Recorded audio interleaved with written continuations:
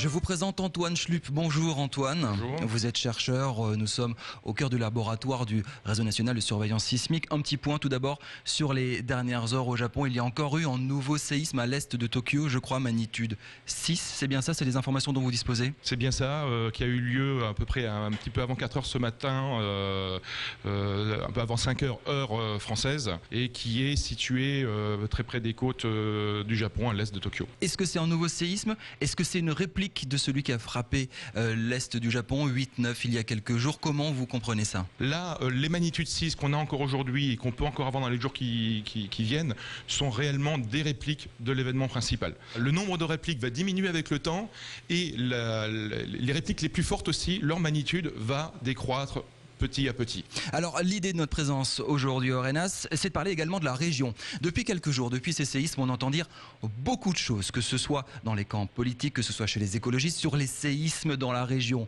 L'Alsace est évidemment une région qui peut être sismique, mais dans quelle mesure? Est-ce qu'on peut avoir un méga séisme? Est-ce que le canal d'Alsace, comme le disent certains, peut rompre? Qu'est-ce qui peut se passer? Vous, le spécialiste, on va remettre les choses au clair. Alors, est-ce que la région est fortement sismique déjà au départ? Fortement sismique à l'échelle de la France. Si on regarde l'Alsace par rapport à l'ensemble de la France, elle fait partie des régions où on a un aléa, c'est-à-dire une probabilité d'avoir un événement plus ou moins important parmi les plus fortes de France. Ce n'est pas la plus forte, il y a les Pyrénées, il y a les Alpes, mais ça fait partie des régions importantes. Par contre, en comparaison... Première info, c'est l'une des régions les plus sismiques de France. C'est une des régions sismiques de France. Dans quelle mesure, dans quelle hauteur? Est-ce qu'un 9, ça peut arriver Absolument et faire pas. tomber la cathédrale de Strasbourg? Absolument pas. Je veux dire, là, on se retrouve dans une proportion totalement différente par rapport à ce qu'on voit au Japon.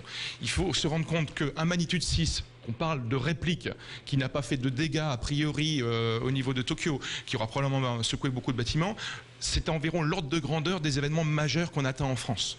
Et cet événement-là, qui a un cortège d'événements de magnitude 6 en réplique sur ce gros événement, en France, statistiquement, on en observe à l'échelle de l'ensemble de la France métropolitaine environ un tous les siècles.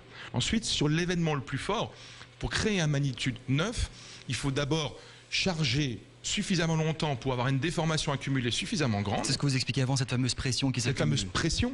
Donc là, on a des vitesses de déformation, des vitesses de convergence qui sont de l'ordre de 8 à 9 cm. En France, on se trouve globalement de l'ordre du millimètre et sur une faille, l'ordre de déformation de ce qu'on a pu calculer sur les quelques failles on a pu le faire, parce qu'elles sont très lentes, donc c'est très difficile à calculer, c'est du dixième de millimètre par an. On parle beaucoup du séisme de Bâle, 1356, 6,2. Je crois, comment on sait que ça fait 6,2?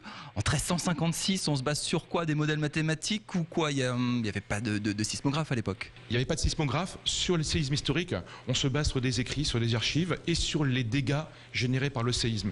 Il y a une communauté, je dirais, qui accepte grossièrement que c'est probablement à minima autour de 6,2 ou autour de ça.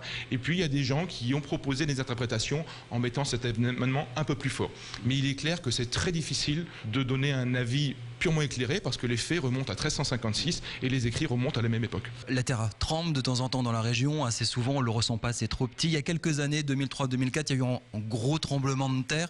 Est-ce que ça peut se renouveler et est-ce qu'on peut déjà imaginer des dégâts éventuels ou pas? Il faut toujours replacer ça dans la fréquence que l'on peut attendre. Je remets toujours, on attend un magnitude 6 environ tous les 100 ans en France. Pas uniquement en Alsace, ça peut être dans 2003-2004, c'était combien? 2003, c'était, en comparaison de magnitude, on était en dessous de 5. Donc on est 1 million de fois plus petit que le séisme au Japon et on est 30 fois plus petit en énergie qu'un magnitude 6. Antoine Schlup, merci beaucoup pour toutes ces explications. Vous avez remis les idées en place des Alsaciens. Non, un méga séisme dans la région n'est tout simplement pas possible.